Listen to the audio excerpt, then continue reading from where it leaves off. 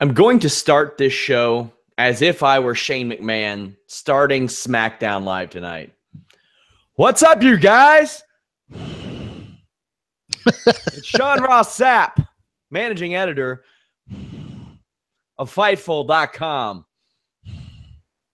That man breathes heavily into the microphone. I did several news updates today. Go check them out. Fightful.com's YouTube page.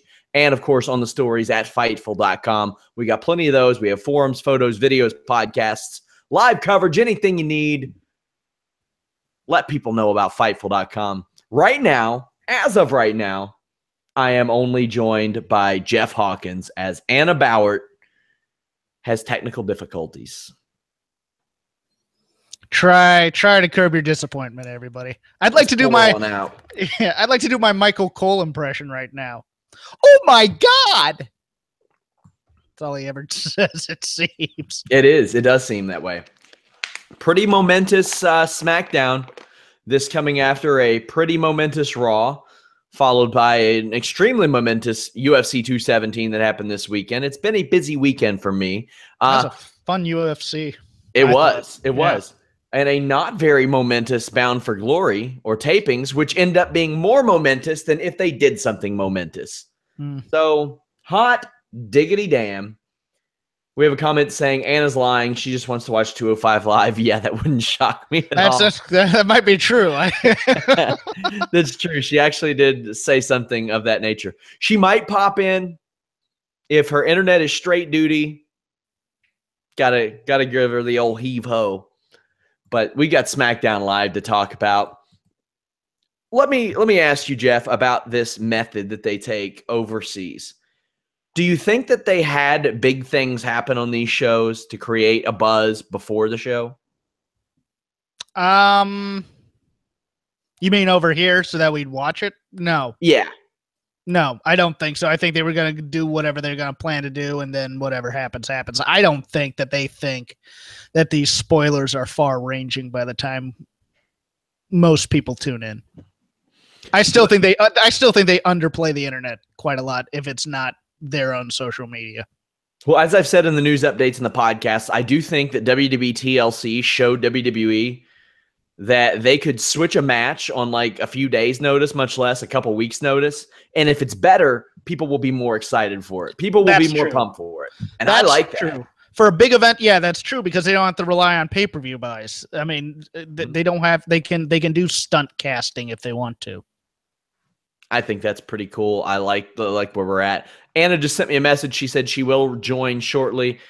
She'll see if her internet is working fine. But Shane McMahon comes out. He brings out New Day to address their Raw attack. Now, that was kind of Raw related. What did you think of New Day showing up on Monday Night Raw? And am I supposed to like these guys when they're facing a Sami Zayn? Exactly. There's a lot about WWE that's confusing me right now, because every baby face feels like they're going to turn heel at any moment because they're just acting way out of character in some way. Why would you put... I understand the logic that they're thinking. You put the New Day out there because you have the entrance. And then they'll cheer, and then you can bring everybody out. But you have heels on this roster who could do that if you wanted to. And I just and the way they got around then putting in, I don't know if I kind of wanted Ambrose and Rollins against the Usos. I kind of did. I just knew that they would go crazy in that match and have something really cool. But yeah, we'll talk more about the Usos' future in a bit. New Day say that they didn't intend for the Shield to lose their titles. Shane dances with New Day. Kevin Owens and Sami Zayn come out and make fun of Shane for it. And then New Day questions Sami Zayn's dancing ability. This has me convinced they want me to boo New Day. Yeah. Yeah, and then they brought back the old paperboy trope, which will make you hate the New Day even more, because nobody liked when they called Sami Zayn a paperboy. That's true. Paperboy, also a garbage video game. I liked the video when it was the arcade. The arcade game I really liked. I liked it too, and then I played it recently on an emulator, and I was like, man, I think I'm so bad at it that I couldn't enjoy it anymore. I was I can't do it. Oh, as your elder, let me explain. Did you ever play the arcade game at all? I didn't, but I'm sure I have the emulator of that too. Okay, but the emulator does not give you the experience because in the arcade, you had handlebars and a button that would throw the paper. So it was much easier than just a controller. That's pretty baller. And you could break the bike and everything. You know, it's like a normal thing. Hi, Anna. Anna Bauert has joined. It's working. It's working as of now. You see, Sean, sometimes this stuff happens in Australia. No, but that never happens in Australia. Nobody says you see in Australia. Nobody says you see in casual dialogue. Like if I were having a discussion with my wife and I say, you see, we're going to go watch Daddy's Home 2 on Friday. She'd be like, the hell we are, dork. Yeah, like it ain't happening. It ain't happening. Zayn and Owens ask if they need to dance like New Day to be treated fairly. And Shane books a match after a promo that felt way too long and had a stupid manicure line. Anna, what did you think of this opening promo? Stupid manicure line. Okay, come on. That was pretty magnificent. Maybe that's just my sense of humor. Shane's part went way too long, and the logic. For those of you who can't see, I just casually gave. No, don't say it. Don't say it. Somehow YouTube has like Big Brother watching over every move we make. My Holy Smokes MMA podcast has already been demonetized today, and I don't think I even cursed on the show. Sad. Anyway, yeah, the logic is once again missing with Shano blaming Kurt Angle for everything, pretty much. Well, yeah, it was mainly Daniel Bryan being beaten up, even though it was a rogue attack from his ex, Kane. And now he's saying it's coming after him and how dare you. It's like, dude, you just look like the biggest dick in the world, but not in a good way. Last year I kind of gave that title to Triple H after his whole Seth thing, and then it's just transferred this year. So that's a nice change, I guess, for Survivor Series, even though it's still in the Authority. New Day are just bitter that they didn't land the Lion King gig, it seems. And Sammy's angry, bitter, sarcastic thing is kind of my spirit animal.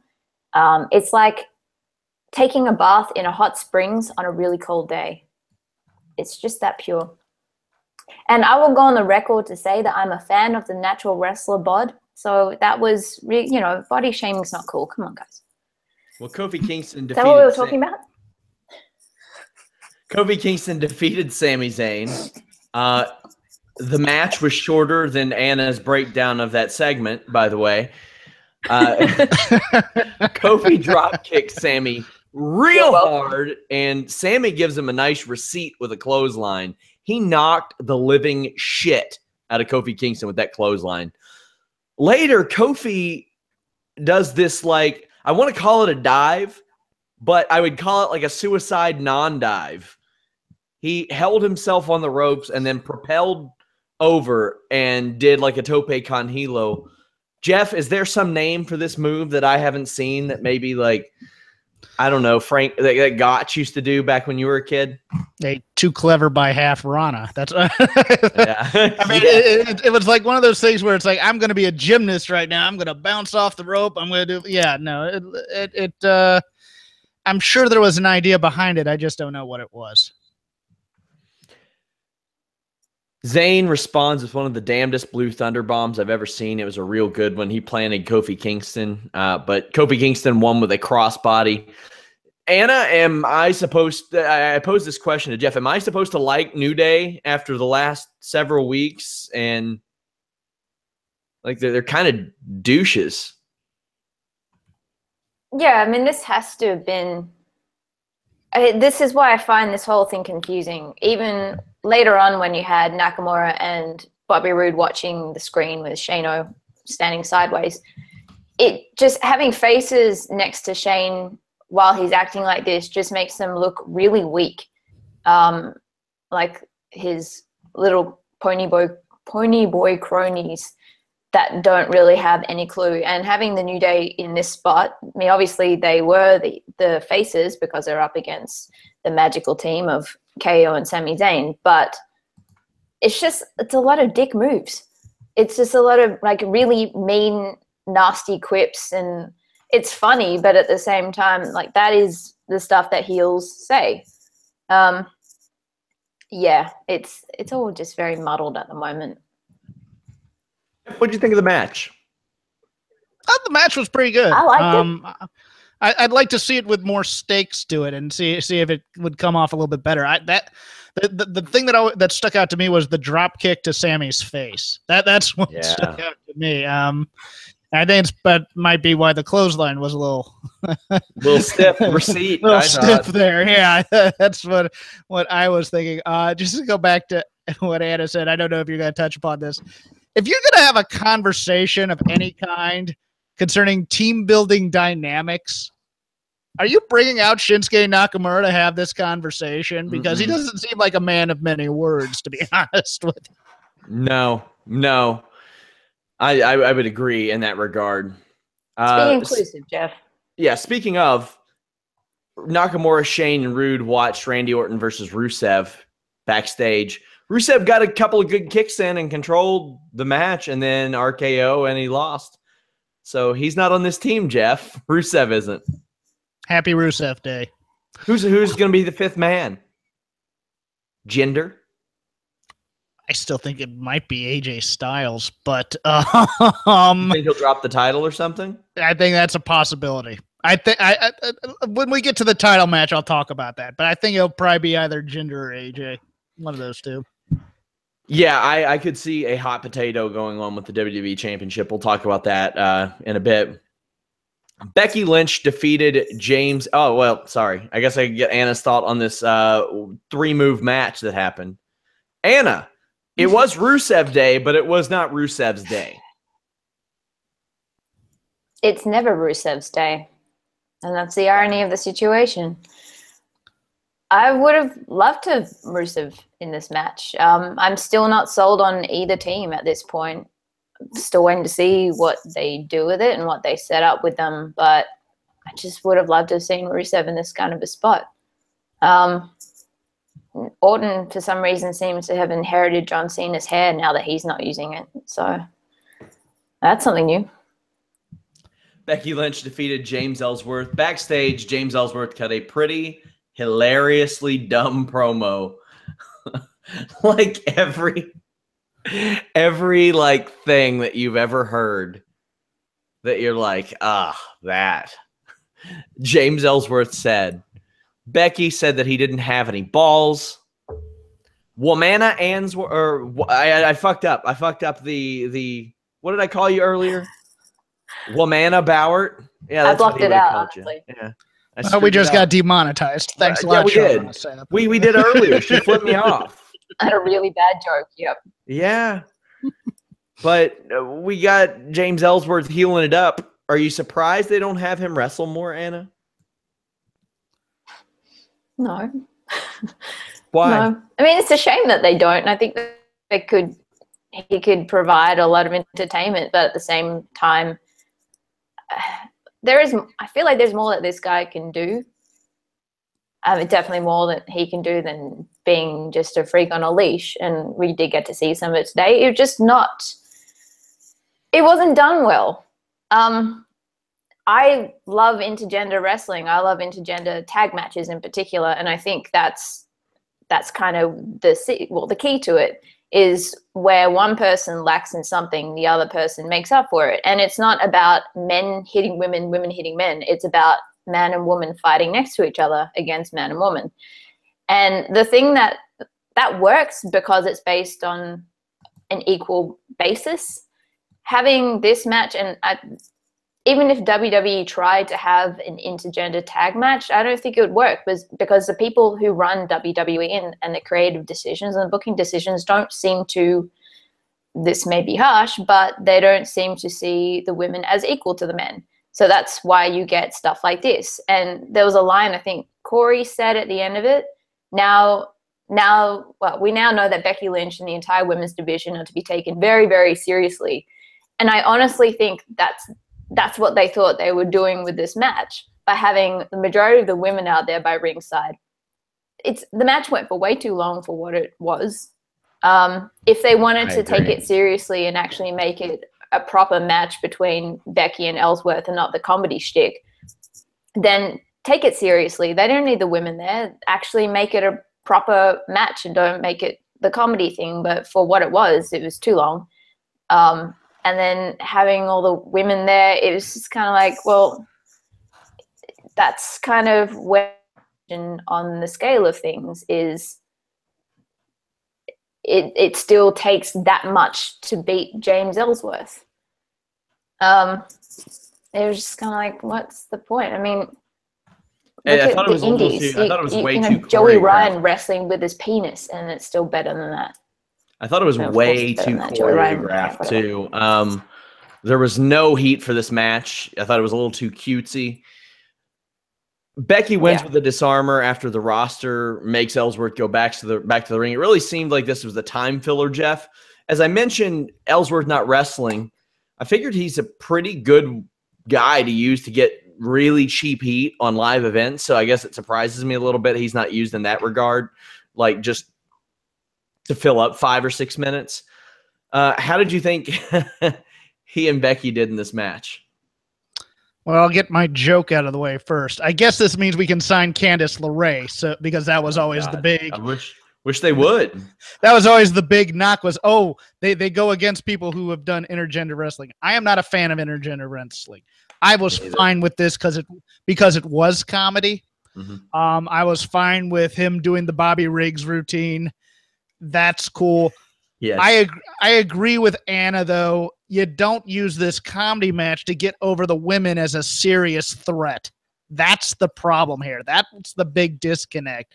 And, now they're united because Carmella super kicked him.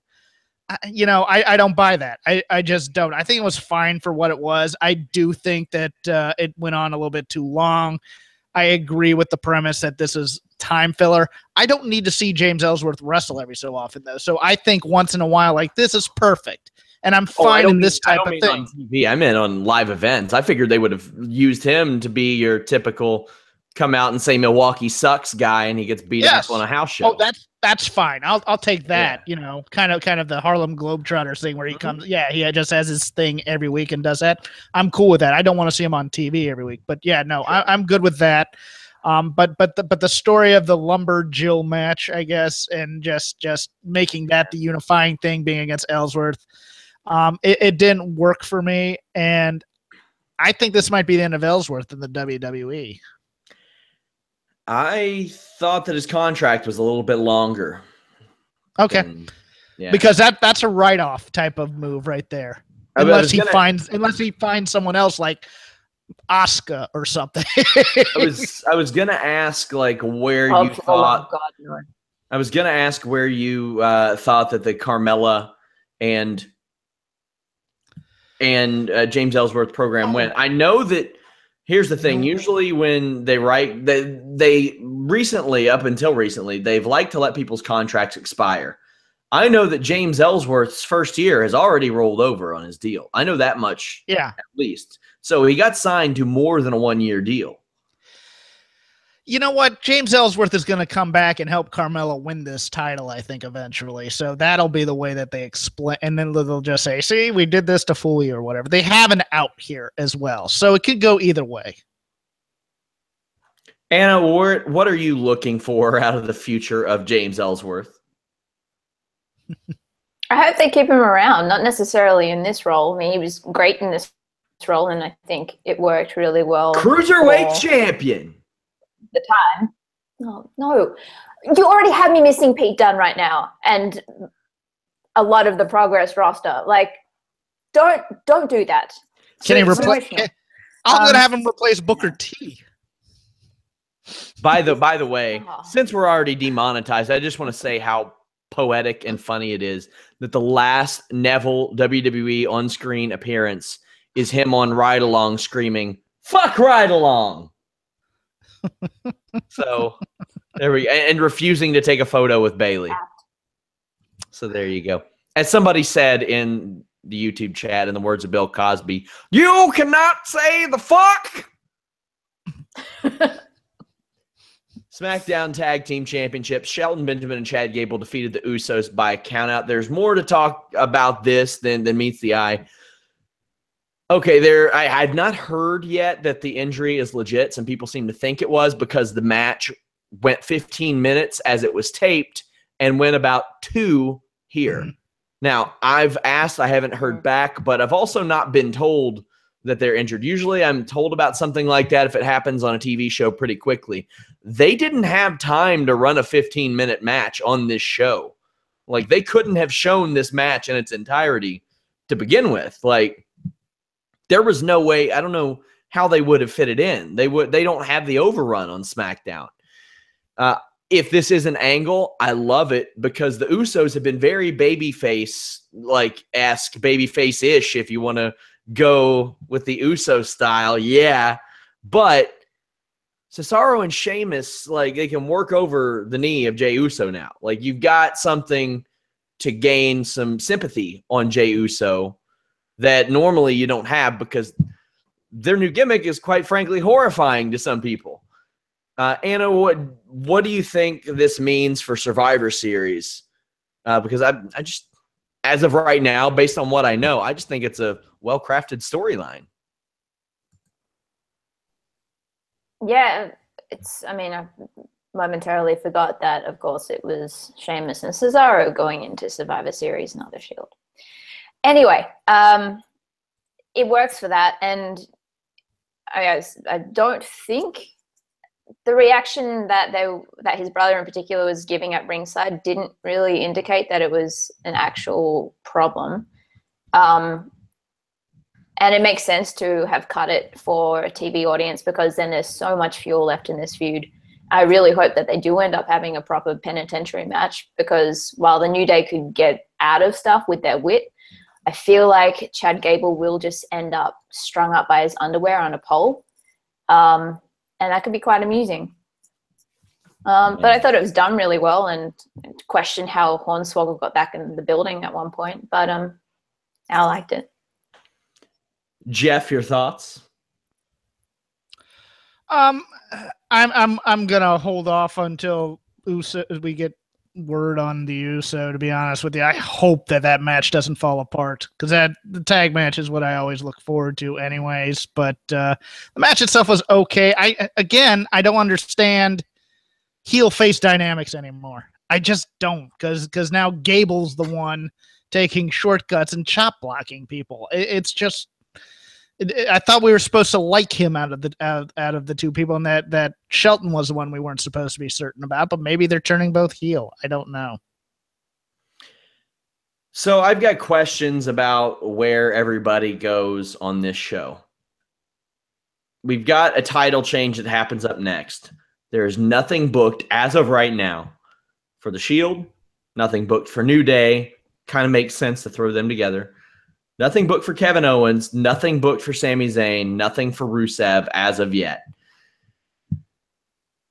Jeff, what do you think happens? Because I can see the WWE Championship getting hot potatoed because I don't think that Jinder Mahal goes on that tour without winning or defending a championship on it.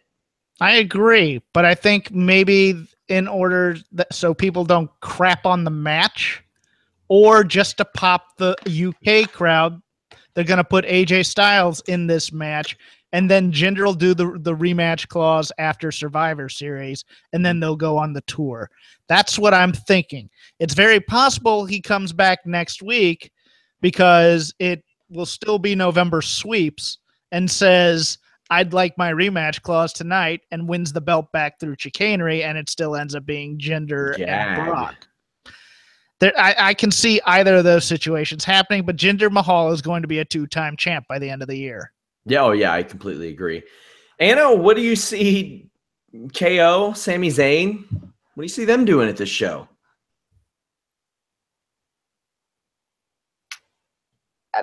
That to me, sorry, they cut out.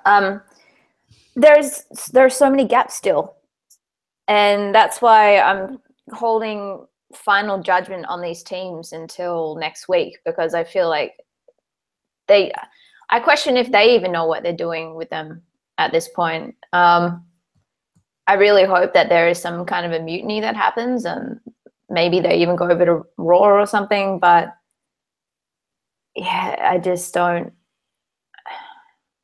I feel like the build up for this, because I've had to start getting stuff together now for Most Ridiculous. I remember for SummerSlam, there was stuff to work with a few weeks in advance. There was a poster to work with. There was all that kind of stuff. For this, there is limited that's actually set that's going to definitely happen for this pay-per-view. So I don't really know what's going on backstage there. Well, there's still one spot open, and somebody's going to get left out here, but I would hope that they factor everyone in. Jeff, where do you think Sammy and KO fit in, though? I think they play spoiler in that 5-on-5. Really? Yeah, I think somehow neither make it on this team, and they get so mad they decide they're just going to screw over SmackDown, and maybe with the help of Daniel Bryan. I don't know that much for a fact, but I think those two factor into it. So that's how they get basically the whole roster to hate them, as opposed to just baby faces. I think that's a solid idea as well. Main event time. AJ Styles defeated Jinder Mahal to become WWE champion. You can't wrestle chance at Jinder Mahal. There is a toss over the rope that normally would look good, but production messed it up and zoomed in too hard on it. Then Mahal broke AJ Styles' ass on the announce table. Ow. I am always impressed when Styles hits an Ushi-Goroshi on someone like Mahal's size, but I'm even more impressed now that they're allowed to call the move again. I've noticed that in recent weeks that they've kind of backed off of preventing that. There's a really nice roll into the calf crusher. A hilarious spot where Jinder runs about 2 miles an hour into the ring ropes to tumble outside. Go back and watch it. He is slow. There's an inside-out forearm, a 450 splash, but the Singh brothers save Mahal. They get their ass kicked by AJ. Then AJ gets his foot on the ropes after the Colossus. Jinder drags him up to the top rope. Looks like he's trying to do one from the top rope, but gets dropped across the turnbuckle, or it was the rope, I believe. Phenomenal forearm. AJ wins. Pretty good match. You all can check out my match ratings for this show tomorrow morning on Fightful.com. But this was decent. It probably the best match Jinder Mahal has had on TV ever in his life, I would say. And I liked that he went up to the top rope to do his finish. Big fan of that. Jeff, AJ Styles wins. What do you think of the performances collectively and individually? Collectively it was okay, but it was all because of AJ Styles. I thought Jinder Mahal wrestled like he was in 1985. Yeah, it's the same style, kind of plotting, big guy, pose to the crowd, do your little thing. I mean, it's just like watching, I don't know, maybe Big John Studd or Hulk Hogan or somebody of that ilk versus a guy from the modern era. It was a clash of generations, in my opinion, and it's odd because AJ Styles is about a generation older than Jinder, and yet they're juxtaposed. I thought AJ Styles made him look fantastic, though, especially that bump on the table. But AJ, he's so crisp, he's so good. There's just no denying he's one of the best wrestlers in the world still, even though he gets put in ridiculous stuff, and they obviously trust him to make people that don't look that good very good. Styles sold so great in this match. Mm-hmm. Anna, AJ Styles, new WWE champion. What do you think of the move and the match itself? He's this MVP of this in every single year. That man throws himself around to the point. I was yelling at my screen at Jinder, just going, "You don't mess with the fine china. You don't." And that was probably also because back when Jinder first started this run, there was a question from me of how safe is this guy. But as much shit as I give him, as everyone else gives him, he has come quite a way from, you know, when this all started, to the point where I was actually enjoying him in the ring tonight. And that whole, I get what you mean about like the 1985 thing. I believe that the crowd was chanting "You're on steroids" at him, which is when he decided to do the Muscle Man pose. Is that yeah. did I and then that was actually at the same time, right? Was that what they were chanting? That was after the "You Can't Wrestle" okay. chants. And it was at the same time, I think Corey said, "Look at the physique of Jinder Mahal. I mean, that's what a champion should look like." So the timing of everything was kind of perfect. Yeah, it was just all about AJ, really. And maybe for once they're actually listening to the crowd and the reaction to the possible Jinder versus the Beast. But having said that, I don't trust them to not pull one over on us and just put him back in. He's definitely getting the title back for India. Yeah. So they went into it, they committed, and they're going the whole way. I don't know if you two have seen this, but I certainly have, doing this day in and day out. When this first happened, when Jinder was first given this spot and this championship, there were way more defenders back then than there are today. There were a lot of people who half-assed pretended like this was a good idea, that this was a good move, that for whatever reason, they gave a shit suddenly about WWE's business in India. I'd never seen them say a thing about it before, but they used that almost like as their excuse to say, this is a good idea. At least it's different. At least it's different. David Arquette winning the WCW title was different too. Like, there are a lot of different things that happen in pro wrestling. Doesn't mean it's a good thing. And no, I'm not comparing David Arquette to Jinder Mahal. I'm saying it was different. Different isn't always good. I thought that putting the title on him sent a bad sign to the rest of the locker room too.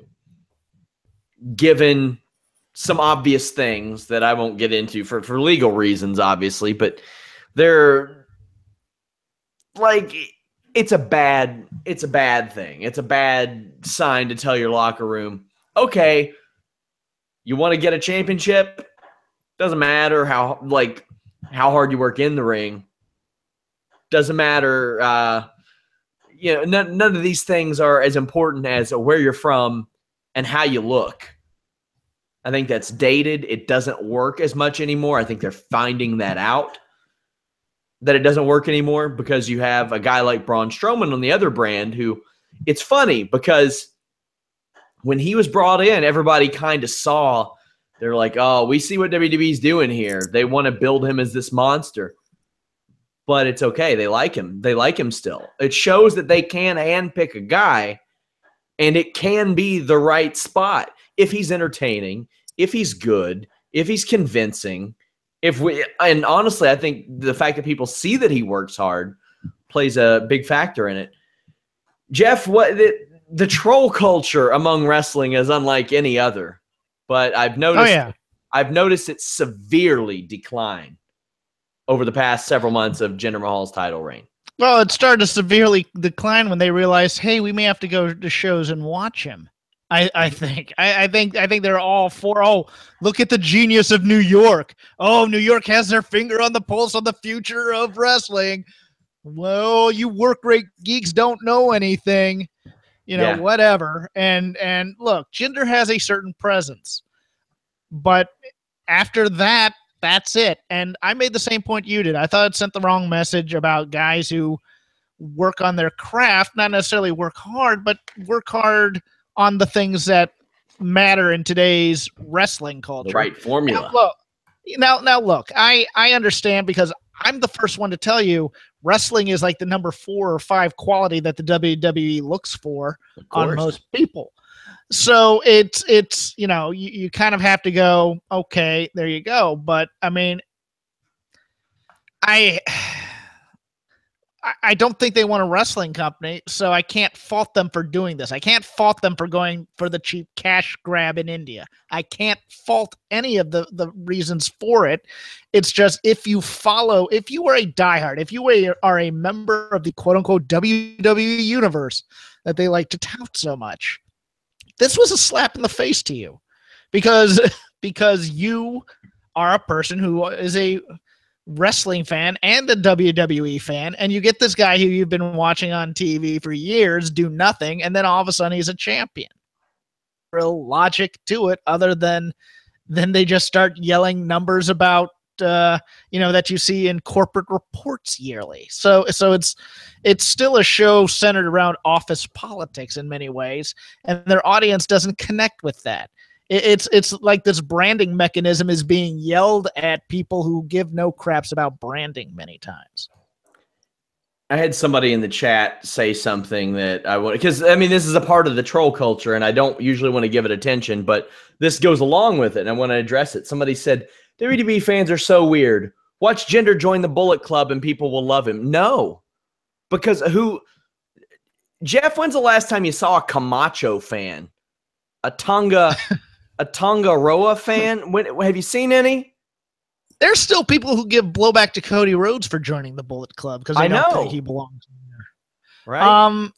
And the Bullet Club has the Bullet Club now is not what it was originally. It's now more of a tongue-in-cheek, ironic meta commentary on wrestling versus a stable NWO style that kind of relied on American run-ins to get cheap heat against the Japanese. I mean, it's evolved too with the business. So I understand his point because he views people who like the Bullet Club now as kind of bandwagoning on something that became popular and willing to like anything. But as we see, even saw with like my NWO example, nobody was cheering for Horace Hogan anytime he came out. I don't even think Hulk was. He's like, put on this shirt and leave me alone. Anna, any lasting thoughts from this show? I was just going back to that whole thing. It occurred to me the other day, back in the 80s in particular, it was about big personalities. It wasn't really about the wrestling. And I think that's part of the reason the indies are doing so well at the moment is it's a combination of really skilled wrestlers, but the gimmicks and the individual personalities are they're unlimited. And right now in WWE,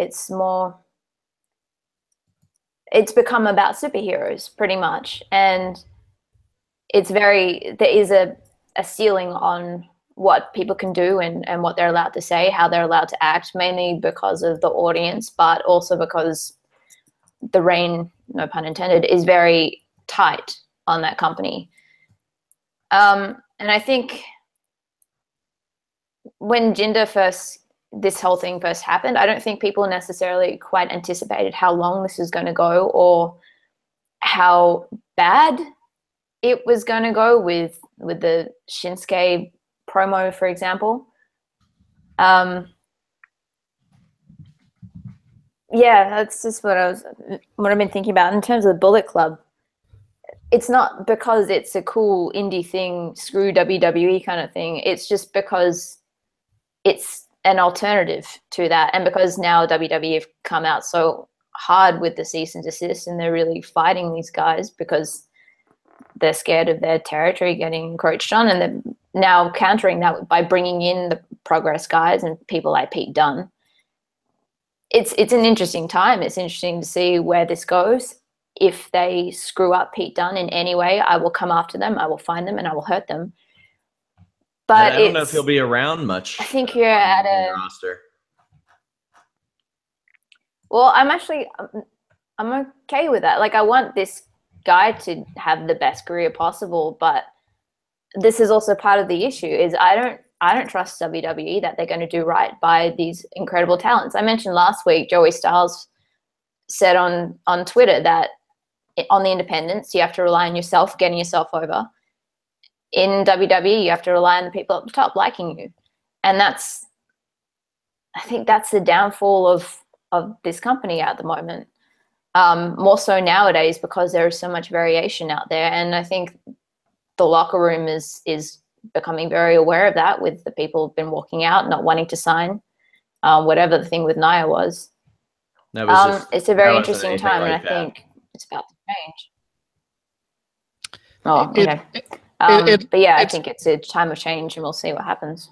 No, it's very weird because WWE will always have the luxury now, as the number one company, of always having a fan base for wrestling because people are interested in wrestling. The problem is, will retaining people, new people as they come in, offset the people who, because we're having a discussion on another board about, why isn't there as much wrestling discussion as there used to be when the corporation's doing so great, and when wrestling seems hotter than it ever is. And it's weird because people will freely leave the WWE because it insults their intelligence in many ways when they reach a certain age. And they'll come back eventually because they like wrestling. I mean, there's only so many times you can hear Kurt Angle go, "It's the one night of the year when Raw and SmackDown superstars are both on the same show." That constant hitting of the branding that almost has contempt for your intelligence all the time, and it's just an odd dichotomy with WWE because there's always it's like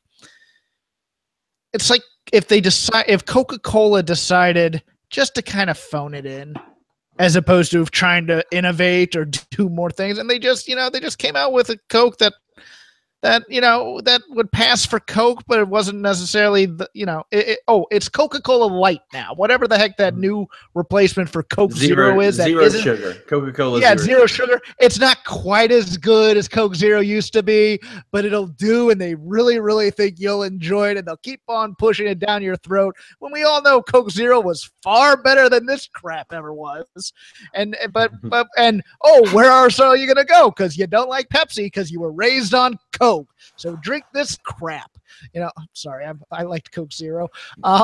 Jeez, Jeff. Or you'll just drink water. I mean, whatever.